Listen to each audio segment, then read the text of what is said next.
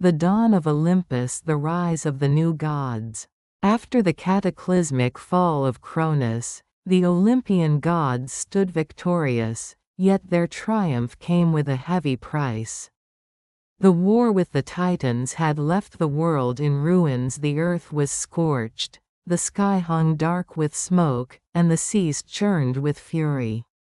Although the Titans had been cast down, the task of restoring order to the cosmos was only beginning. Zeus, Poseidon, and Hades, the three surviving brothers, now faced the monumental responsibility of remaking the world. They were not the only ones who had survived the war. Many other gods, both old and new, had emerged from the ashes of battle, ready to play their part in this new era. The Olympians were born from this strife, each one eager to take on a role that would define the future of both gods and mortals. The work ahead of them would be difficult, but it was clear that the foundation for a new age of divine rule had been set. The division of the world, the choice of the three brothers. With the war behind them, the time had come for Zeus, Poseidon, and Hades to divide the world among themselves. The cosmos was vast, and each god required a domain that suited their power and influence. Rather than engaging in further conflict to settle who would hold sway over what, the three brothers decided to cast lots, leaving the outcome in the hands of fate. Zeus, the eldest and most powerful of the brothers, drew first. The lot granted him dominion over the sky, the heavens, and all that lay beneath it. As the ruler of the sky, Zeus would command the thunder and lightning, his authority clear and unchallenged. His power would be symbolized by the bolt of lightning, a weapon capable of smiting even the greatest of foes. Poseidon, with his wild temperament and affinity for the seas, drew the second lot. The oceans, rivers, and all bodies of water would fall under his rule. His mighty trident would allow him to summon storms, calm the waves, and even shake the very earth beneath his feet. The seas would become his domain, vast and unpredictable, just as he was. The final lot fell to Hades, who, though powerful, was forced to take the underworld as his domain. The realm of the dead was cold and dark, a place where the souls of the departed wandered in eternal shadow. Unlike his brothers, who ruled over the boundless heavens and the infinite oceans, Hades' realm was isolated, far removed from the vibrant life of the world above. Though he would rule over the spirits of the dead, Hades couldn't help but feel the sting of injustice. Why should he be the ruler of a shadowy realm, while his brothers enjoyed the glory of the sky and sea? For a moment, Hades considered challenging Zeus, but he quickly realized the futility of such an action. The decision had already been made, and to challenge Zeus now would only spark more conflict. A simmering resentment took root in Hades' heart, a feeling that would stay with him for eons, quietly shaping his interactions with his brothers. Rebuilding Olympus, establishing a new order. With the realms divided, the Olympians began the task of rebuilding the world. It was not enough to simply claim their dominions. They needed to establish laws and systems of governance that would maintain order and prevent the chaos that had reigned under Cronus. Zeus, as the supreme ruler, began overseeing the construction of a magnificent palace atop Mount Olympus, the highest peak in Greece. This palace would serve as the center of divine power, where the gods could meet to discuss the fate of the world and ensure that the balance of the cosmos was maintained. It would become the seat of Zeus' authority, and every Olympian god would have a place in its halls. The gods, each now with their assigned roles, began to shape the world in their image. Hera, Zeus' wife and queen, took charge of marriage and family, overseeing the relationships between mortals and ensuring harmony and stability in their unions. Despite her importance, Hera's marriage was marked by frequent strife, as Zeus' numerous infidelities kept her in a constant state of fury.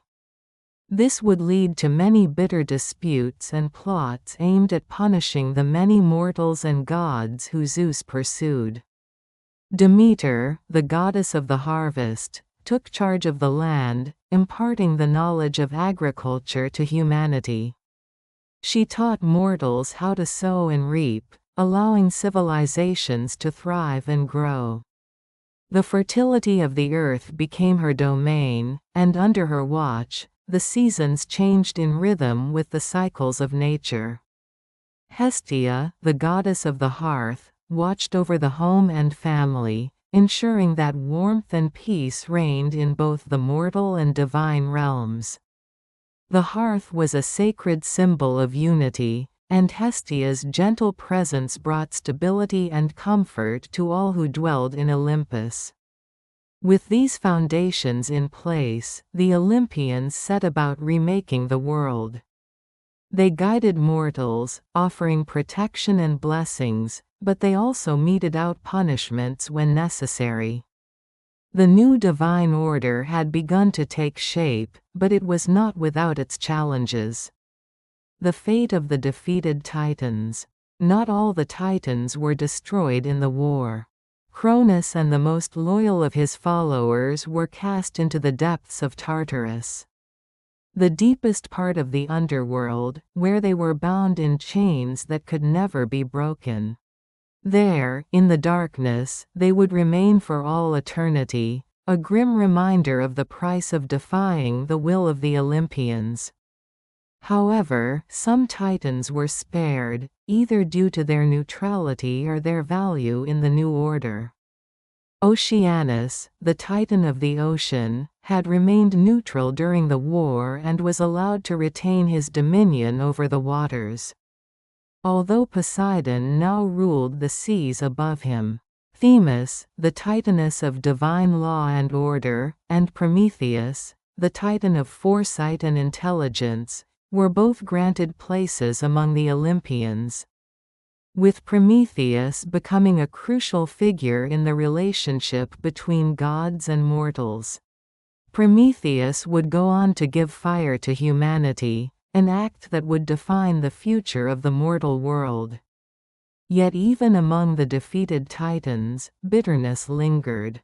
Many who had followed Cronus, still seething with resentment, waited for the right moment to strike back at the Olympians. This unease would remain a constant in the background of the Olympian era. Challenges of the New Age. Though the Olympians had established their rule, the new order was not without its tensions. Poseidon, feeling slighted by the fact that Zeus ruled over the heavens, often clashed with his brother, asserting that he, too, was deserving of greater authority. Hades, confined to the underworld, harbored his own grievances. His domain was cold and distant, and he yearned for more influence in the mortal world. His bitterness toward his brothers would influence much of the darker aspects of the divine world. Hera, infuriated by Zeus' repeated infidelities, sought to undermine his authority at every opportunity.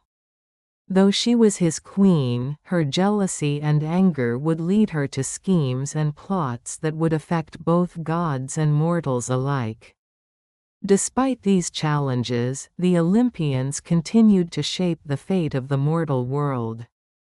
They would soon face new and terrifying threats, the giants, born from the blood of Uranus, who sought to overthrow the gods and establish their own reign. They would also have to confront the monstrous Typhon, a creature so powerful that even the gods themselves would be forced to rally together to stop him. Yet even as these dangers loomed, new heroes would rise among mortals, brave men and women whose strength and courage would rival even the gods. These mortal champions would change the course of history, creating legends that would be told for millennia to come. The age of Olympus had begun, but the gods' stories were far from over. They were only just beginning to shape the destiny of both gods and mortals, and their legends would unfold for ages to come.